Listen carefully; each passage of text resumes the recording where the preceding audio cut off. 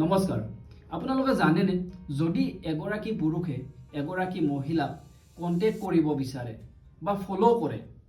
তেওঁৰ ইচ্ছাৰ বিৰুদ্ধে বাৰে বাৰে যদি এটেম্প্ট কৰে কন্টেক্ট কৰিব বা ইন্টাৰনেটৰ মাধ্যমেৰেও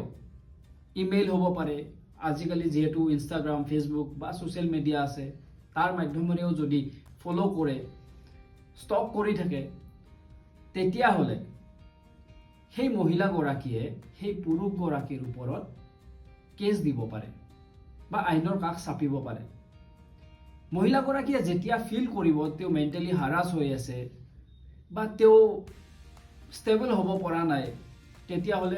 কাষ চাপিব পাৰে ধৰি লওক আপোনাৰ এক্স বয়ফ্ৰেণ্ডে আপোনাক পিছা কৰি আছে বহু দিনৰ পৰা এটেম্প্ট কৰি আছে আপোনাক লক কৰিব মোবাইলত ফোন কৰি আছে কিন্তু আপুনি এভয়েড কৰি আছে আৰু আপুনি সেই সময়তে মানসিকভাৱে ভাগি পৰিছে তেওঁৰ কিছুমান কাণ্ড কাৰখানাত তেতিয়া হলে আপোনালোকে যোগাযোগ কৰিব পাৰে থানাত যাব পাৰে আইনৰ ওচৰ চাপিব পাৰে যদি সেই মানুহগৰাকীক ফাৰ্ষ্ট কনভিকশন দিয়ে তেনেহলে কনভিকশনটো হ'ব 3 ইয়াৰ্ছৰ জেল আৰু যদি সেই মানুহগৰাকীয়ে জেলৰ পৰা ওলায়ও আপোনাক সেম কন্টেক্ট কৰিব বিচাৰে বা ফেচবুক হোৱাটছএপ যিকোনো